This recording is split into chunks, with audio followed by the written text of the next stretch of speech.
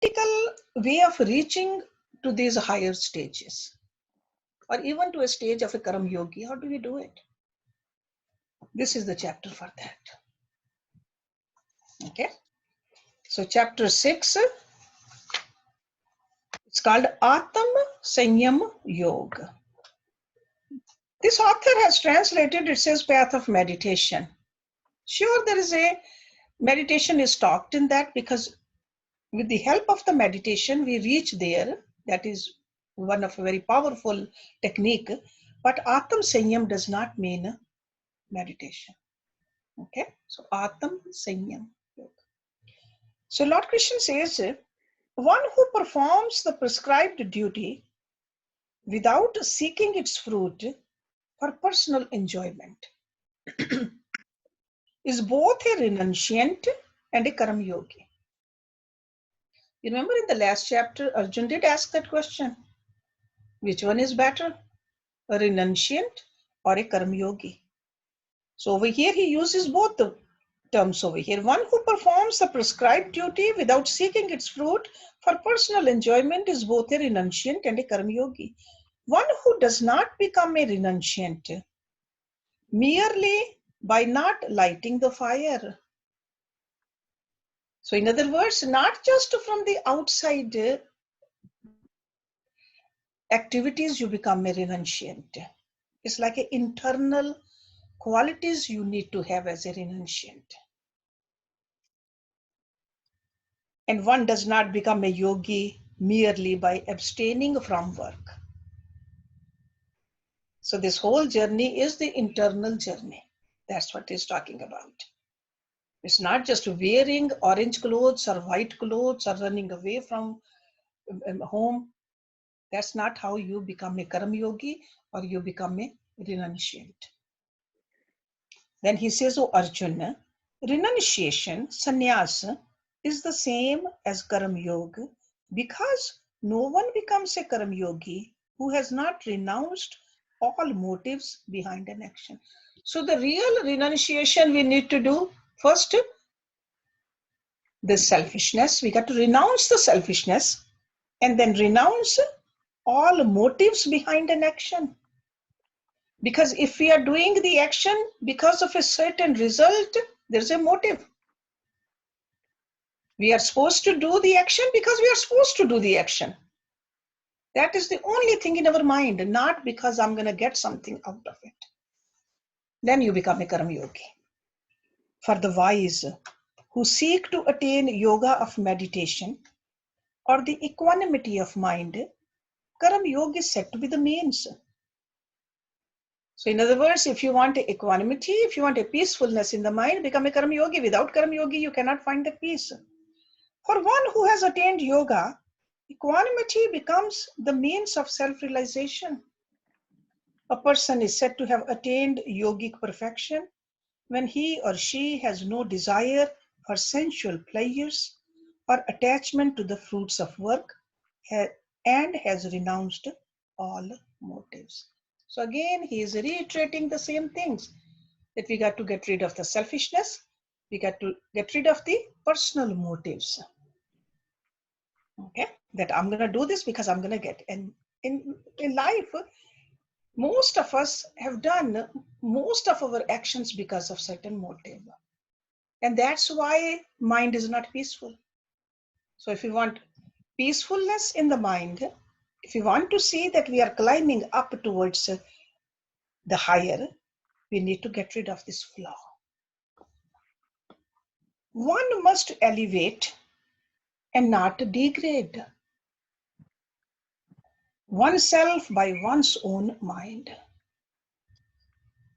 The mind alone is one's friend as well as one's enemy. The mind is the friend of those who have control over it. And the mind acts like an enemy for those who do not control it. So our own mind should be in our hands. We need to become the master of our mind. That's what he's talking about. Master of your mind. So if you're a master of your mind, then your mind is your friend. Otherwise, you are a slave to your mind. And when you're a slave to your mind, it will be a disturbed mind. So quiet mind, when you tell the mind to be quiet, it should be quiet. Then you are a master of your mind. One who has control over the lower self. And what is a lower self? The mind and the senses. That's called a lower self. Is tranquil in heat and cold, in pleasure and pain, in honor and dishonor, and remains ever steadfast with the Supreme Self. So these are the dualities in life we go through. Heat and cold at a physical level, pleasure and pain at a mental level, honor and dishonor as an intellectual level. So he says the dualities in every area of our life, we got to learn to remain steadfast. So he's not saying that if it's hot, don't have your fan on or AC on, but mind should not be disturbed. He's not saying that if it's a snowstorm outside, just don't wear your coat. No, wear the coat, take the precautions, but without disturbing your mind. He doesn't say that if somebody is honoring you, do not say thank you, do not accept the honor, but don't let it go into your head. Don't become arrogant. Or if somebody is giving you a dishonor, somebody is rebuking you, don't go into depression. Understand the situation while keeping your mind calm. And then decide what to do. That's what he's telling us. A person is called a yogi who has both self-knowledge and self-realization. See, first you have a knowledge, then you realize it. So it's like you have accomplished it. And knowledge could be at a theoretical level. Realization is at a practical level. So a person is called a yogi who has both self-knowledge and self-realization. Who is tranquil? Who has control over the mind and senses? And to whom a clod, a stone, and gold are the same. Same means they are the objects. They need to be used for certain purpose. Use it for that purpose without getting it into your mind. It's not that clod is not important. Clod means a piece of earth or a piece of dirt or a stone. It's not that they are not important. Okay, like when you got to build a house, those builders, they'll be using all kinds of equipment, all kinds of material in there. The wood also, the brick also, the cement also, the tiles also, all kinds of things are used. But it's not that one is more important than the other. Or if you are wearing a jewelry, jeweler is making a jewelry, the gold is important, gems are important too, but everything got its purpose. They don't have to sit in our mind.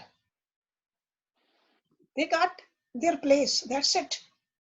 So let me read it again. A person is called a yogi. So if you are trying to be a yogi, and that is a goal for all of us. Yogi means united. United with whom? United with God. That higher, the supreme. A person is called yogi who has both self-knowledge and self-realization. So we got to know also, we got to achieve also. Who is tranquil? So if we know, but we are not tranquil, we are disturbed all the time. We are not a yogi then. Who has control over the mind and senses? Mind and senses, they are the equipment given to us to use. And if you don't have a control over our equipment, just like when we sit in the car, if the steering wheel is not in our control, or if the brakes are not in our control, we are not a good driver. So that's what this is.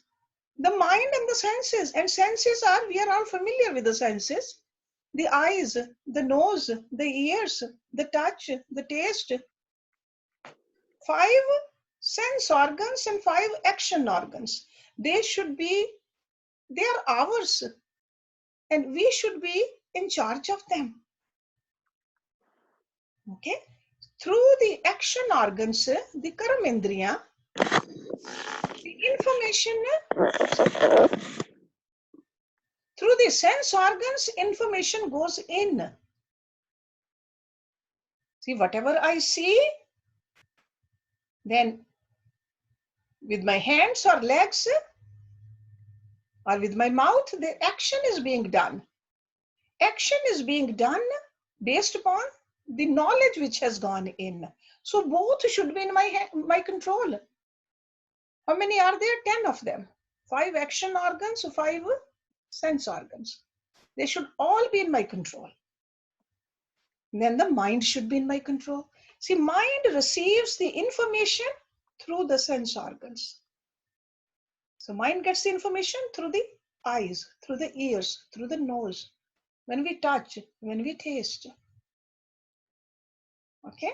So a person is called a yogi who has both self-knowledge and self-realization, who is tranquil, who has control over the mind and senses, to whom a clod, a stone, and gold are the same. Okay? Then he says a person is considered superior who is impartial toward companions, friends, enemies, neutrals, arbiters, haters, relatives, saints, and sinners. Impartial. Impartial means he sees the God in all of them, and his actions are dependent upon what needs to be done. No partiality. It's not that towards the enemies and towards the friends, the same action. No. Action will be different. But seeing the God in both of them, that has to be there. So that's what impartial means. A person is considered superior. So if you want to become a superior person, we got to see the divinity in everything and everybody. A yogi seated in solitude. So now how do we raise ourselves to this level? That's the technique he is giving it to us. That's why a lot of authors, they translated the title of this chapter as a meditation. So over here, technique of meditation. A yogi seated in solitude should constantly contemplate the supreme being only. After bringing the mind and senses under control and becoming free from desires and proprietorship. So all day long, we cannot be yogi right now. But he says, start practicing it while sitting in meditation. Maybe 10 minutes in the morning, 10 minutes in the evening. Practice this meditation. Okay, then you'll be a yogi. That's how we raise our consciousness to this level. Then he says,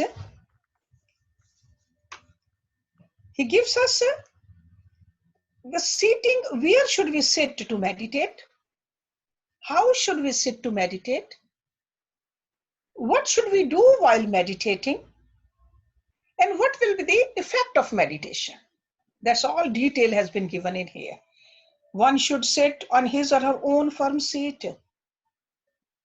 That is neither too high nor too low.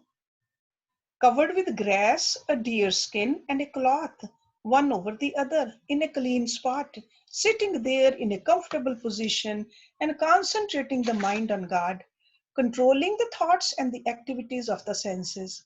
One should practice meditation to purify the mind and senses. But a deep verse. First of all, sitting meditation. A lot of people say, no, I'm going to meditate while walking, while working. No. Lord Krishna is recommending sit down meditation. Own firm seat. The seat has to be firm. Okay? Because you'll be sitting on it for a long time. You want to have a firmness in the seat and not too cushy. And then neither too high nor too low. Just remember that this was written more than 5,000 years ago. People meditated, most of them outside in the jungles. Neither too high means don't do it on the tree or in a hill. Just find a place which is level, not too low. Don't go into the deep area where the bugs can come. And high means some animals can see you. So you got to have a proper place, your own seat where you can just forget about the rest of the world. Covered with grass, a deer skin, and a cloth. At that time, to get the moisture, to keep it away from you, they had to put some grass, a dry grass. Give yourself a little warmth, a deer skin, and a cloth to absorb your own moisture, the sweat, so that you don't get disturbed, because people meditated for a long, long time. So you don't want to get too hot or too cold. So what do we do these days? Do we look for these things? No. We got to look at where we are. We have a little carpet in our house or even a wooden floor. Have a little cushion and sit on it. Make sure there's no distraction from the phones and the TV and other people. Just have your own meditation area. That's what we need to do. Be practical about it. Okay, just look at it. Always remember, when was it written? What the details which are given are for that time. Definitely a clean spot. Sitting there in a comfortable position, you got to be comfortable. Concentrating the mind on God. So when we meditate, what do? We are bringing our mind towards the divinity. Controlling the thoughts. Because what are thoughts? Thoughts are, that's what mind is. Flow of thought is called mind. Control them. That's what we do in meditation. And the activities of the senses. So that means your eyes should be closed, your ears should be closed, your nose should be closed. Control your senses. Your hands, legs, feet, everything in your control. And one should practice meditation. Now he's telling us, why are we practicing meditation? To purify the mind and senses. Okay, so like a purification technique. That's what meditation is. One should sit by holding the waist, spine, chest, neck, and head erect. That means the position, sitting position has to be straight. Motionless and steady. Fix the eyes and the mind steadily on the front of the nostril without looking around. So that means just bring your eyes right here in the front of the nose. So that will make you close your eyes halfway. The mind steadily on the front of the nostril without looking around. Make your mind serene and fearless. Practice celibacy. Celibacy means control over your senses. That's what celibacy means. Have the mind under control. Think of me. That's God. And have me as the supreme goal. So why do we meditate? To purify the mind. Why do we want to have a purified mind? Because we want the mind to think about God alone. Okay, so he gave us the instructions how this seat should be. He gave us the instruction how the body should be. Sitting still, sitting straight, eyes closed. First concentrate on the tip of the nose, then slowly you will see your eyes will close, and then bring it a tip. There are two tips of the nose. One is this outer tip, the other one is inner tip. Then slowly your mind will go towards the inner tip. That's called Agya Chakra. Then you just keep your mind there. Absorb your mind into the purity of God. Okay, so then he says, thus by always practicing to keep the mind fixed on me, the yogi whose mind is subdued attains the supreme peace and unites with me. So if we practice this morning and evening, During the daytime also, whenever you will get a chance, practice this. He says that yogi, he will unite with me, and that's the goal. And how do we know whether we are doing it right or not? He says the peace will come. If we can say that I am more and more peaceful, something was disturbing me before, somebody said something and I could not forget it and I stayed disturbed. Now I don't. That means meditation is working. Meditation is working. This yoga is not possible, O Arjun. So which yoga? This kind of a meditative yoga where you are trying to unite. He says it's not possible for one who eats too much or who does not eat at all, who sleeps too much or too little. So that means the other activities of our life, because I told you earlier that you are meditating morning and evening, maybe in the beginning, 10 minutes only, 10 minutes in the morning, 10 minutes in the evening, and gradually you're increasing it. But you are not meditating all day long like Lord Shiva. What do you do other times? You are eating, you are sleeping, you are talking, you are working, or you go on vacation. So what do you do? He's telling us rule of moderation. He says the yoga of meditation destroys all sorrows for the one who is moderate in eating, recreation, working, sleeping, and walking. So these are some of the activities which we all do. He says moderation. Neither that extreme or this extreme. Moderation. A person is said to have achieved yoga, union with the self, when the perfectly disciplined mind becomes free from all desires and gets completely united with the self in trance. So there's no personal desire, there's no likes or dislikes. You are just united with that highest. Then you are a yogi. The lamp of mind in a spot sheltered by wall of the self from the wind of desire does not flicker. So whose mind? A yogi's mind. Normally mind flickers. And why mind flickers? Because of the desires. The wind is the desire. So he says, in a yogi, it does not flicker. This simile is used for the subdued mind of a yogi absorbed in meditation on the self. You are getting, the mind is receiving all the bliss, all the happiness from the highest. Because normally, why do we have the desires? Because we are looking from happiness, from small things. Over here, mind has found the source of ultimate happiness. It doesn't flicker, and that is the mind of a yogi. When the mind, disciplined by the practice of meditation, becomes steady and quiet, one becomes content with the self by beholding the self with the purified intellect. One feels infinite bliss that is perceivable only through the intellect and is beyond reach of the senses. After realizing the absolute reality, one is never separated from it. So in other words, see, intellect is subtler than the senses. Normally, we want to get happiness through the senses. But now we have raised our awareness to the higher part of us, which is intellect. Even though intellect is also part of the nature, the prakriti, it's not part of soul, but still it's higher than the senses.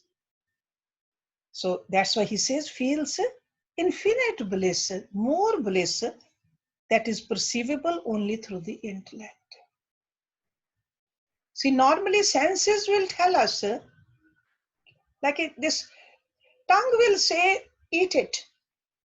But intellect knows that keep on eating something is not good. It will give you either a stomach ache or a weight gain or some other problem. So intellect is the one which is telling you, and you stop it. You stop the senses. So the same thing for everything else also. So you are using the intellect to control the senses. After self-realization, one does not regard any other gain superior to self-realization. So that's like your eye is on the highest. Established in self-realization, one is not moved even by the greatest calamity. In life, there are always ups and downs. Things happen. Sometimes because of the group karma, sometimes individual karmas. But this kind of a student, this kind of a yogi does not get moved. That means he does not get agitated. He does not get disturbed even by the greatest calamity. The state of severance from union with sorrow is called yoga. Beautiful definition of a yoga. State of severance from union with sorrow. See, normally we think that sorrow is part of life. There are happy moments, there are sad moments. But he says, state of severance from union with sorrow. So in other words, yogi is always connected with the highest. And highest is bliss, which is eternal. So where is the room for sorrow for a yogi? Other people might say that, no, this person is going through maybe financial disturbance or physical disturbance or emotional or relationship, but that yogi is always happy because connection with that highest is always there, and that's where the bliss is coming from. The yoga should be practiced with firm determination and without any mental reservation. So in other words, he says, don't doubt it. Have full faith in it. One gradually attains tranquility of mind by totally abandoning all desires, completely restraining the senses by the intellect, and keeping the mind fully absorbed in the self by means of a well-trained and purified intellect and thinking of nothing else. So again, I would say that this is the technique he's giving it to us. Whether we can follow it all day long, that's good. But if you can follow this periodically here and there, this will help also. Okay, but daily meditation, that's what he's recommending, and making it more and more part of your life. As we get older, the longer meditations. Scriptures, they talk about 1 minute of meditation for each year of your life. So that means if you are 30 years old, 30 minutes of meditation minimum. If you are 60, 1 hour of meditation. Okay, so that is minimum. I'm not talking about maximum. This is like you start out with that. If you're doing 30 minutes of meditation, you can do 10, 10 and 10 or 15 and 15.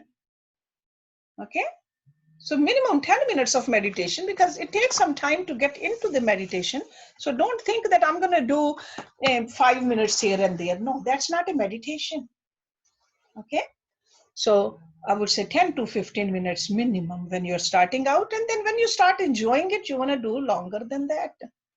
You won't even feel like getting up. So one gradually attains tranquility of mind by totally abandoning all desires. And over here, he's talking about worldly desires. First, we got to learn how to get rid of the selfish desires and all the desires. Wherever this restless and unsteady mind wanders during meditation, one should bring it back under the control of the intellect. So in other words, when you are sitting and meditating and mind will like to go somewhere else, it will like to daydream. At that time, the intellect got to tell the mind, hey, you're supposed to meditate, come back. Always remember that picture of that chariot with the 5 white horses. Horses are the senses. Reins are the mind. Driver is the intellect. So intellect should control the mind and mind should control the senses. Only then this journey will be smooth and towards the right direction. Okay, so mind would love to run away because we have given a free rein to the mind for countless lives. But if you don't believe countless lives, even in this life, how much we try to control our mind. Most of the time, mind is the one which controlled us. Not just the mind, we even let the senses control us. Not just the senses, we let the objects control us. That's how far away we have gone from this. But over here he says, if the restless mind, unsteady mind, it wanders away, at least during meditation, bring it back under the control of intellect. Supreme bliss comes to a self-realized yogi whose mind is tranquil, whose desires are under control, and who is free from faults or sin. So ultimately, the test, like they call it a litmus test, is am I more peaceful than before or not? That is the litmus test. Such a sinless yogi, sinless means a flawless yogi, who constantly engages his or her mind and intellect with the self, enjoys the eternal bliss of contact with the self.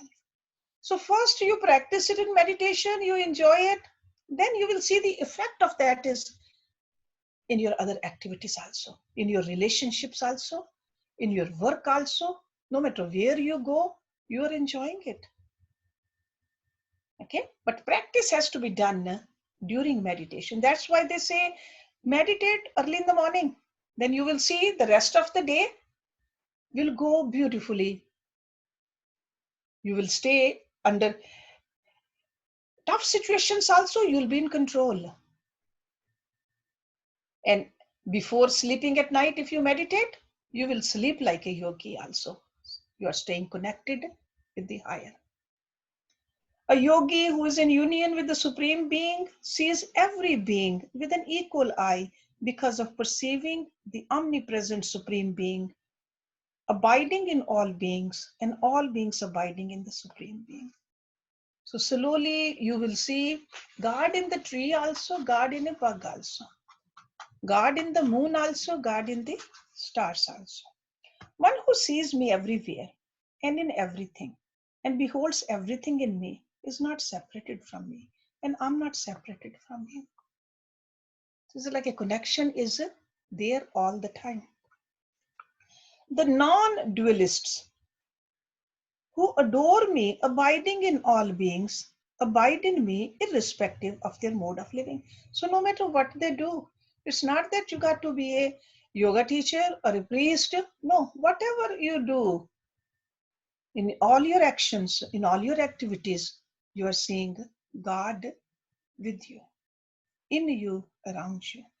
The best yogi is one who regards every being like oneself and who can feel the pain and pleasures of others as one's own. So it's like a feeling of oneness will come more and more. You'll be more compassionate, you'll be more giving, you'll be more forgiving. Because we forgive ourselves, don't we? We see the oneness in our body, that the teeth can bite my tongue, but that doesn't mean that I go to the dentist right away and get all my teeth pulled out. No, I forgive my teeth because they are part of me. So the same way yogi starts seeing everybody around, everything around as one part of that one. Now Arjun, he's listening so carefully. So he says, oh Krishna, you have said that the yoga of meditation is characterized by equanimity of mind. But due to restlessness of mind, I find it difficult to perceive it as steady. Just look at it. This is Arjun saying. What can we say about our mind? Arjun's mind was so much in control of all the Pandavas. He is the one who shot the eye of the fish. Fish was moving up there. He was supposed to look down in the reflection of that moving fish, looking down, aiming upward, and he shot into the eye of that fish. That kind of a control he had on his mind. And this Arjun is saying that my mind is restless. I find it difficult to perceive it as a steady, because the mind indeed is very unsteady, turbulent, powerful, and obstinate, O Krishna. I think restraining the mind is as difficult as restraining the wind. So it looks like he is talking about our mind. Lord Krishna said, undoubtedly, O Arjun, the mind is restless and difficult to restrain, but it is subdued by any constant, vigorous spiritual practice, which is called abhyas, such as meditation and perseverance, and by detachment. So in other words, keep on practicing. That's why sometimes people ask me that my mind is not in our control. I ask them, how long do you meditate? They say 15 minutes. I say, start doing it half an hour. But to make your practice more intense, more you practice, the better you will become, just like anything else also. But at the same time, the second part should be practice to the detachment. Whatever we love, we will practice it more. So detach from the worldly temptations and cultivate love for God. You'll be able to practice. Then he says, yoga is difficult. Arjun is still talking. He says, yoga is difficult for one whose mind is not subdued. However, yoga is attainable by the person of subdued mind who strives through proper means. So Krishna is saying, I'm sorry. So because Arjun said it's not possible, so Krishna said with practice and detachment you can do it. Then he says it is attainable, but to work on your mind. Then Arjun is saying again, he says, what is the destination of the faithful who deviate from the path of meditation and fail to attain yogic perfection due to an unsubdued mind of Krishna? Do they not perish like a dispersing cloud, O Krishna, having lost both the heavenly and the worldly pleasures, supportless and bewildered on the path of self-realization? So what he's saying is a person who is meditating, practicing, staying detached also from the worldly pleasures. And we all know this human body has to end, but that perfection has not been reached yet. He says, doesn't that mean that the person hasn't enjoyed in this worldly life also and did not reach the perfection? What happens to these kind of a people? So Lord Krishna will answer, but before that Arjun says one more thing. He says, oh Krishna, only you are able to completely dispel this doubt of mine, because there is none other than you who can dispel such a doubt. So he says, this is my doubt, you're my teacher, I have full faith in you, I'm not just questioning the wisdom, but only you can remove this doubt from my mind. Lord Krishna says, spiritual practice performed by a yogi never goes to waste, either in this life or in the next life. A transcendentalist never takes a birth lower than the present one, my dear friend. So what he is saying is, the level of practice you are doing, next time around, the form you take, you'll be take a birth in that kind of environment where you start, where you left off. So this is the promise he's giving. Okay, so that's why we should not get agitated and we should not get too disturbed about how come I'm not reaching that perfection. Time will come when we reach the perfection. In our hand is only the practice. The fruit is not in our hands. Whenever it happens, this lifetime, Maybe after 100 lifetimes or 1,000 lifetimes, doesn't matter. He says we will keep on progressing. And now also, maybe we have progressed, not maybe, we have progressed from the past. This is not our first life. So we progressed and that's where we are, but we need to do more work on ourselves. So the less evolved, unsuccessful yogi is reborn in the house of the pious and the prosperous. So in other words, somebody did a lot of charitable work, lot of good deeds. They came to a prosperous home, wealthy homes, after attaining heaven and living there for many years. So it's like a lived in the heaven, came back, and then in a good family.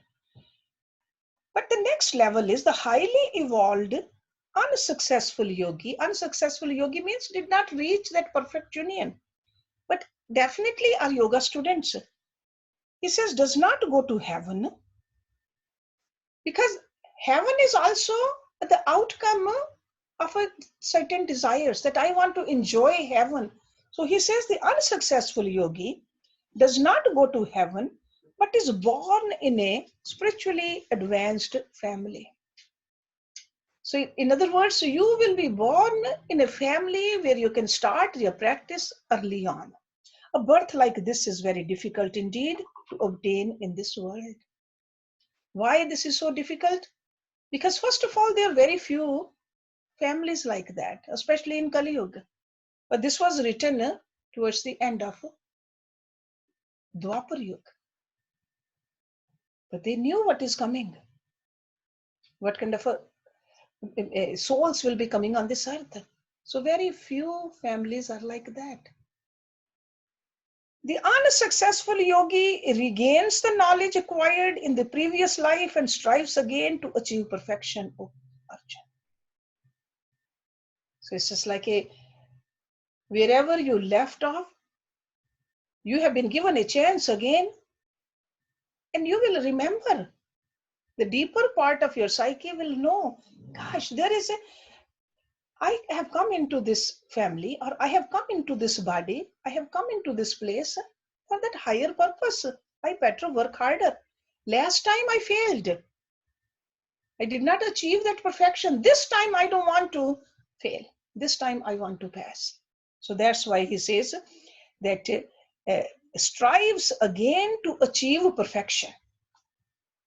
The unsuccessful yogi is instinctively carried towards God by virtue of latent karmic impressions, sanskaras, of yogic practices of previous lives. Even the inquirer of yoga surpasses those who perform Vedic rituals for material gains, because there are a lot of religious karam we do, karam kand it's called, like a ritualistic portion of our life, where we do certain actions, even though they are religious, going to the church, going to the temple, giving the charity, helping this, helping that. But if there is a motive behind it, he says that is at a lower level. Highest is the union. The yogi who diligently strives becomes completely free from all imperfections after becoming gradually perfect through many incarnations and reaches the supreme abode.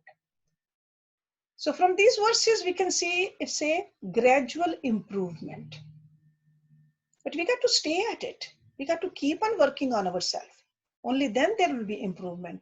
Otherwise, there's always a chance to slide back also. The yogi is superior to the ascetics. The yogi is superior to the Vedic scholars. The yogi is superior to the ritualists. Therefore, O Arjun, be a yogi. So he's not putting down all these people, but he's saying that those are the means. Yoga is the goal. Yoga means the union is the goal. So whether somebody is becoming a scholar or whether somebody is doing the rituals, they are all doing it to become one with God. And I consider the yogi devotee who lovingly contemplates me with supreme faith and whose mind is ever absorbed in me, to be the best of all the yogis. So this is the last verse of this chapter, long chapter, but lot of information in there. So I would suggest that you guys read and reread and see what you're going to get out of it. But the main thing he told us in this chapter is control your senses. Controlled senses control your mind. Keep on putting more knowledge into your intellect. Use that intellect to make the decisions and keep the ultimate goal in your mind. And in order to stay on this path, regularity in your meditation is very important. Morning, evening meditation, and being watchful all day long. Moderation in these activities. Sleeping, eating, recreation, work, all of that in moderation. That's what he doesn't say that don't eat at all. No, eat. But remember how much to eat, when to eat, where to eat, what to eat. That's very important. The same thing goes for sleeping also. And eating is not just the food eating. Eating is through our eyes also we are eating. Through our ears we are eating too. All the senses are taking in something. So we have to be watchful. Okay. So this was the 6th chapter. Next week, the next chapter is Gyan Vigyan Yoga. The next chapter. So we'll read that. So any question before we say bye to each other? We still have few minutes. You can unmute everybody, Jyoti. If somebody wants to just give a comment or a question, whatever you have. So your chance to speak. Hershji, what is the meaning of Atam Sanyas Yog? You said it's not meditation. What is the meaning? Atam Sanyas Yog. Atam Sanyam really means, Sanyam means control. Atam means a self. Okay. So it's like you are trying to control your lower self. This self, Atam over here really doesn't mean Atma. Atam means, this means the senses also. This means the mind also. This means the intellect also. You are supposed to control these, the smaller self of yourself. Okay. That's what it really means. The whole, and that's what meditation is. But not only during meditation, the rest of the day also, eventually. Okay? Your senses should be controlled all the time. Okay? So Atam Sanyas Yog. Because this Atam word is used repeatedly, but we got to see in which context this Atam word is used. Sometimes Atam means the Atma, the soul, the self. Sometimes Atam means the mind. Sometimes Atam means ego also. Okay, so that's why I always tell you it could be a small I or a big I. So we get to see in which context this word is used. But over here, the control, we are not trying to control the Atma. How can we control the Atma? Right? Soul is not, we cannot control. See, sometimes Atam word is used for God also. So we are not trying to control God. We are trying to control our lower self. Should be in our control. We need to, when we control it, only then we can use it. This is given to us to use properly for higher purpose. That's what we got to remember. Okay? Anybody else? So Masi, I had a question. Sure, Poonam. About meditation. So I meditate like every day.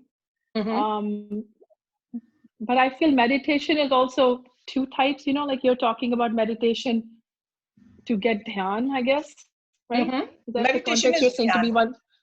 Yeah, right? meditation is dhyan, yeah. Yeah, but then, when I used to do meditation, like, sit in the mandir in front of Prabhuji and do dhyan, then I feel my emotions take over me, right? And something just stops me because I don't want to get emotional. Mm-hmm. But then I do like guided meditation, but there's so many apps out there. There's a really nice app called Insight, which does guided meditation, like for anxiety or stress or to feel gratitude. Mm-hmm. So I do that just, like, especially nowadays, what's going on, just I try to do a lot of gratitude meditation just to Mm-hmm. feel, just to feel gratitude and realize how blessed we are and how many people Mm-hmm. are suffering and all that stuff. Mm-hmm. So, so that helps me on daily Mm-hmm. basis. So how Mm-hmm. do you differentiate, so I try not to do the dhyan wali meditation because I just get very emotional, and I don't know if it's a samadhi or whatever it is, but, I just get very emotionally, like, Mm-hmm. tears come out and all that stuff. And I get scared of feeling those feelings, and then I stop myself. Yeah. Okay. All right. First of all, uh, doing the guided meditations through the apps or through some kind of a sound, I would say that is like a using the crutches. Nothing wrong with them, but if a person who cannot walk, it's okay to use the crutch because at least they're walking. But a person who's already doing the dhyan, the meditation, what you are describing, the emotions, you want those. You got to work on your fear. Let those emotions are very powerful part of our personality. You want to use those emotions to connect with God. You don't need to be afraid. It's good to use the emotions. See, we have been using the emotions for the world. We want to use those emotions for God. We want to cry.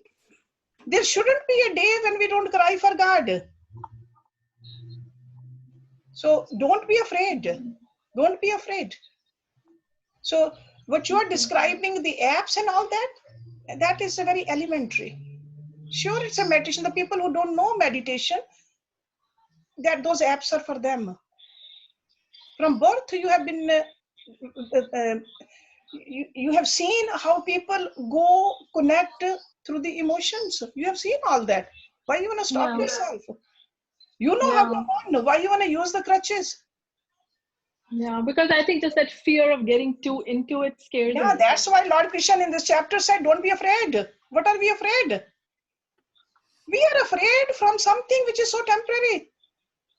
We got to remember the bigger picture. There's nothing to be afraid of. Yogi is not afraid of anything.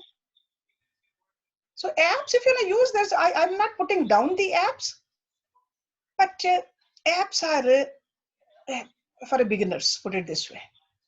Yeah, I think those just help me because, sometimes you start complaining, oh, we're stuck in this place, blah, blah, blah.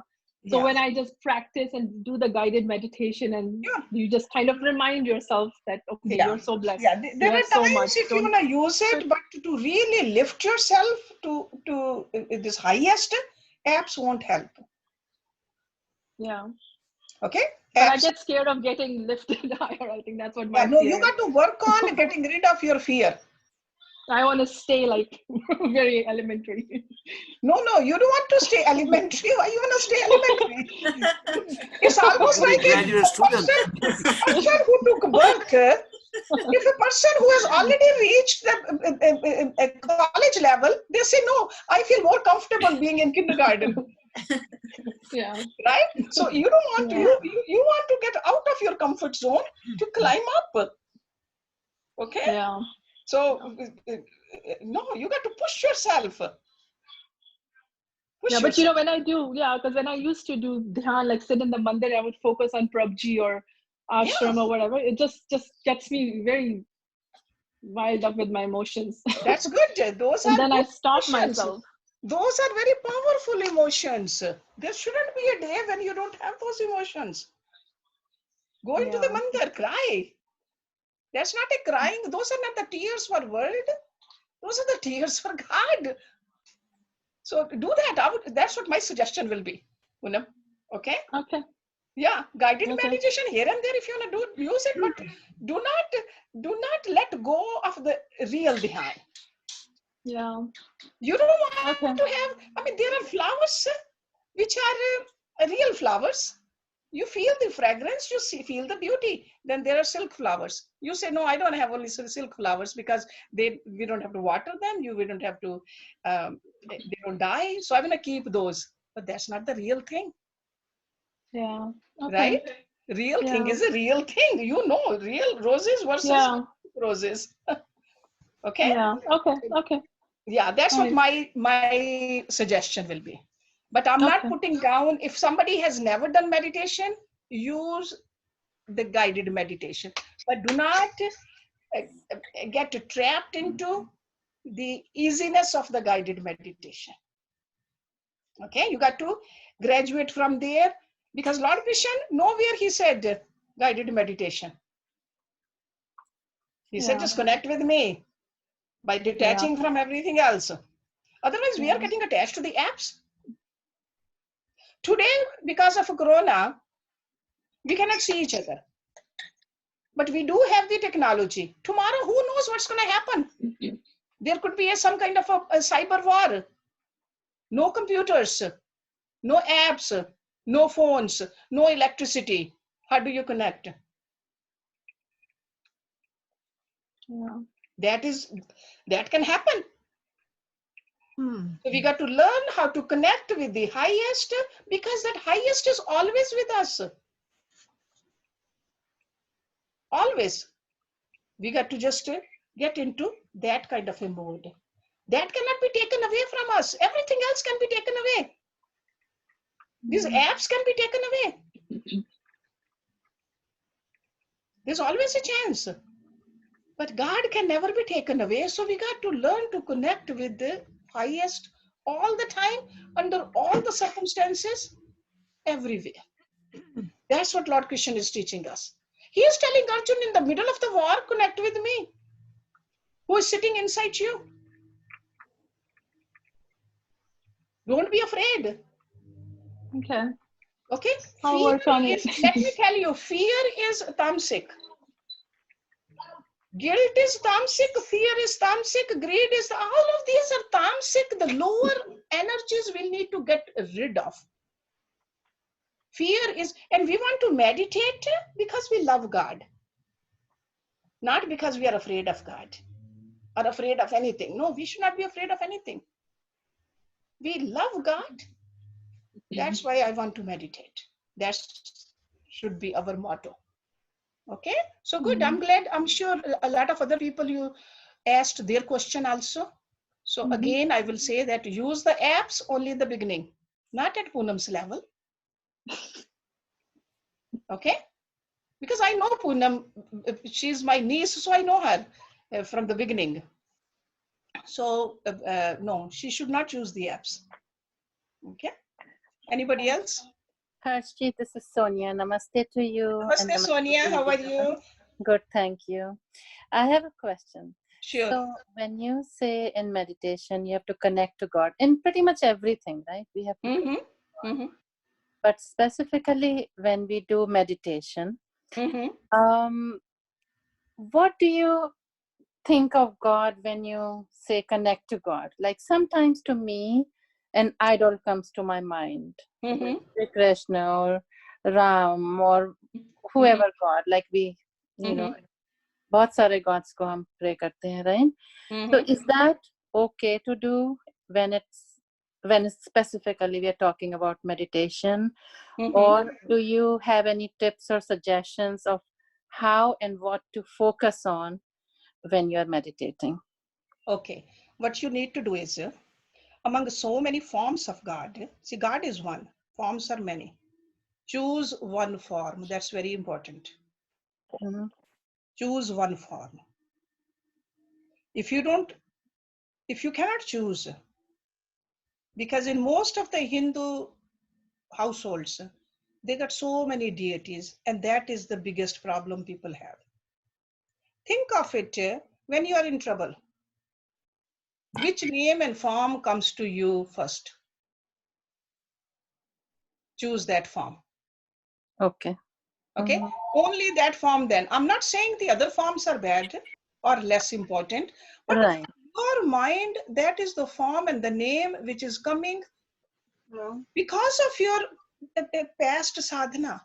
Fine. How are you? It could be Krishna, it could be Shiv, it could be Ram, it could be, it doesn't matter. They're all equally powerful. They're all one actually. So choose one, and I would say, Sonia, do you have an altar in your house? Yes, I do. Okay, and meditate in that altar room or altar area, and in your altar, simplify.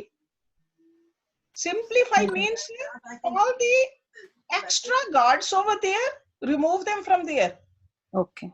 They are not going to punish you. No, we all believe in the God is only one. The So it's simpler just a form. the altar, Sonia, simpler the altar, easier it will be to focus on. Okay. Lord Krishna uses the word, you will see that later on, he calls it Ananya Bhakti. Ananya.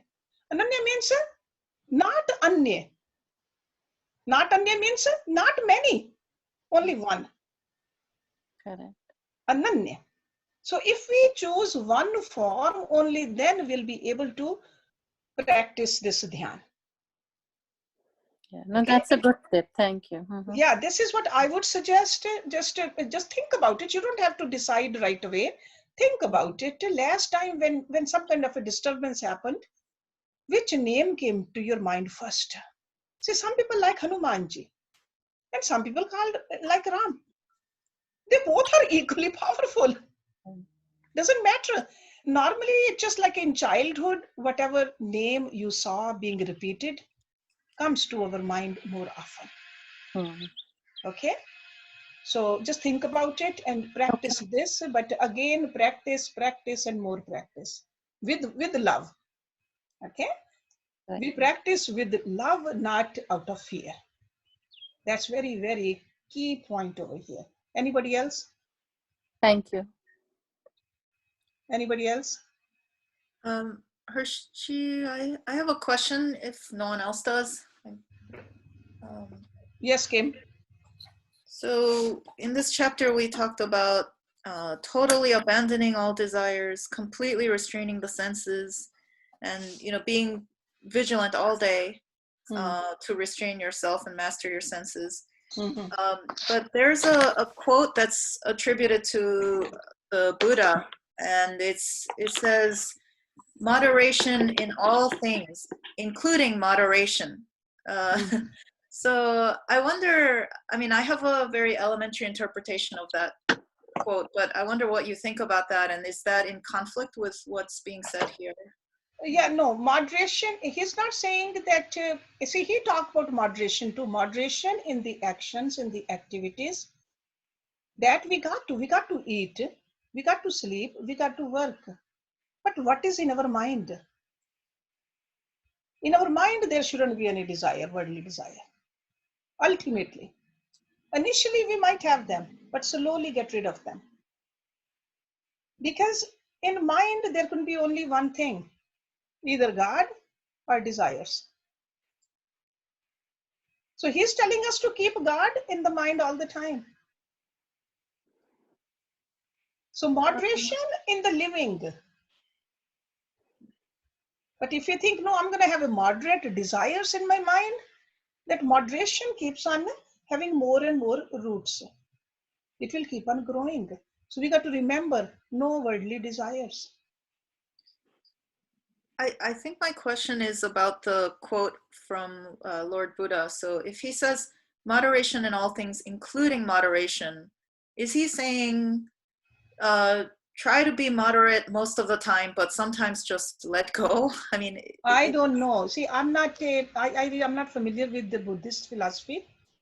So I really don't know exactly what he meant by that. But all I can tell you is from Krishna's philosophy that keep on reducing your desires. Initially, maybe we won't be able to get rid of all the desires, but keep on working on reducing and reducing worldly desires. Okay, that's what Krishna says. Buddhist philosophy, I know only a little bit, not in detail. I have never studied that. Okay. So in order to reduce the desires, I've been trying to, reduce the things I eat, things like that. But so in the Bhaja Govindam, it says, the ascetic sits with the knees stuck to the chin, he receives alms and lives under the trees, yet the bondage of desire does not leave him. And I find that, you know, when I restrain my food and rest and so on, it doesn't really, you know, I mean, if I don't have a very calm mind, I'm still thinking about the things I want, that I'm just refraining the action, but my thoughts are still there. Yeah, they will become weak as the time goes. Okay. Just need more practice. Just to practice. That's what Lord Krishna said. Practice, practice, and more practice. Okay. So we cannot expect right away from many desires to no desire. That's why we study in this that purify your desires first.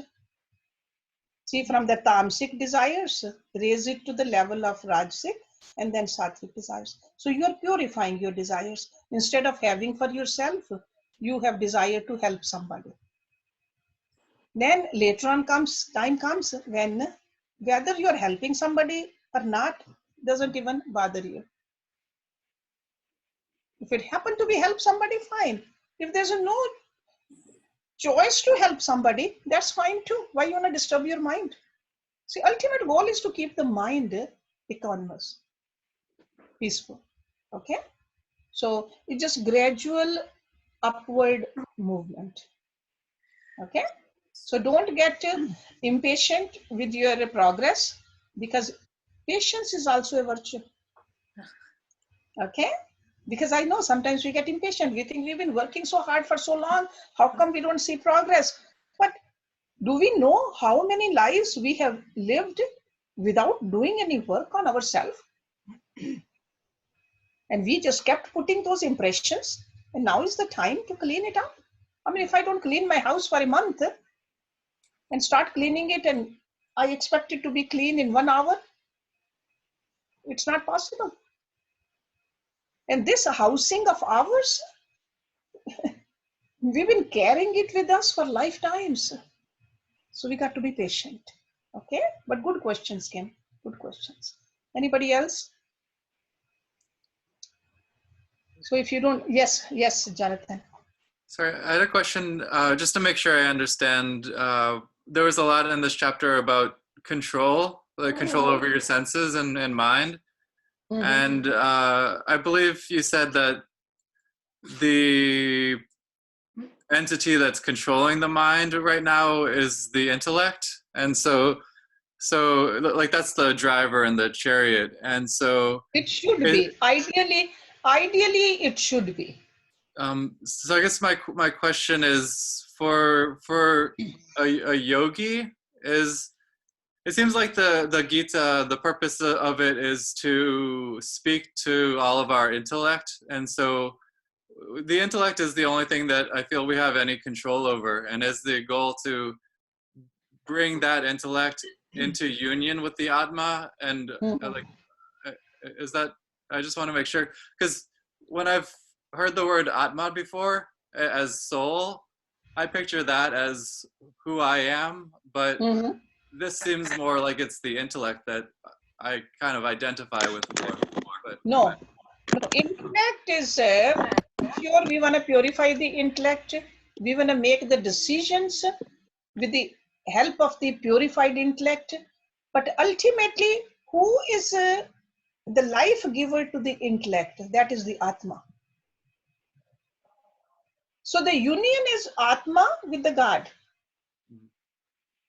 Intellect is higher than the mind. Mind is higher than the senses. Senses are higher than the sense objects.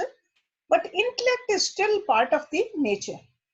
In the chariot, go back to that analogies of the chariot. Intellect is the driver. And then the person who's sitting behind, the owner, that is the Atma. So who is ordering the intellect? Owner. The owner. That Like is who we are. I felt like you said the Atma is unchanging though. So I feel like the Atma is already connected to the universe. It is, but we have as a individualized ego or the self, We don't, even though it is, but we are not familiar with it. But who's we? Is that the intellect? Or? That is the mind doesn't know that. Right now, what do we identify ourselves with? That's what it doesn't know. Okay. Sometimes it could be the mind, sometimes it could be the ego, sometimes it could be the intellect. Even though we are the Atma, but we are not aware of that. I guess just maybe for me personally, I feel like the intellect is the fulcrum that is maybe the obstacle. Like if I can get that under control, then everything lower will be under control, and all the union with the higher would be under control as well. Yeah, definitely. That's why we do these studies. We are putting the information into the intellect so that intellect makes the right decisions. But at the same time, mind has to listen to the intellect. Most of the time, mind doesn't want to listen to the intellect. Like at night, you tell your mind, in the morning, I'm going to get up at 4 o'clock and meditate. Right? You say that, you say, today I'm going to definitely do it because I've heard it so many times. What happens in the morning? First morning, mind will say, hey, it's okay to sleep another half an hour.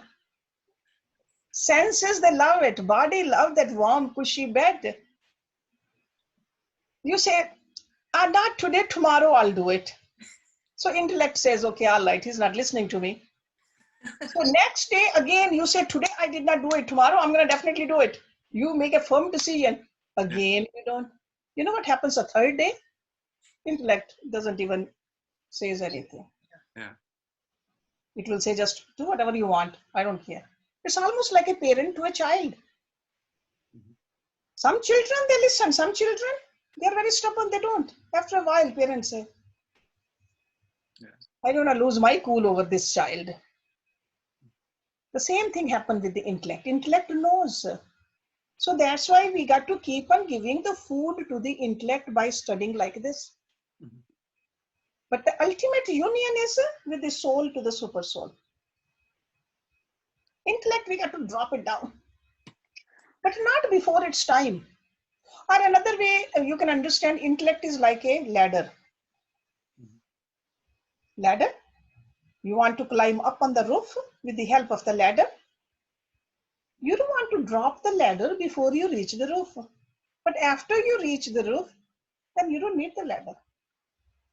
You have reached there. Is it the intellect that's chaining the soul and preventing it from reaching the super soul? No, it's our senses which are not. Senses and mind. Intellect we are not listening to. Okay? We are not just listening to intellect. But if we listen to the intellect, then we'll definitely go up there. Okay?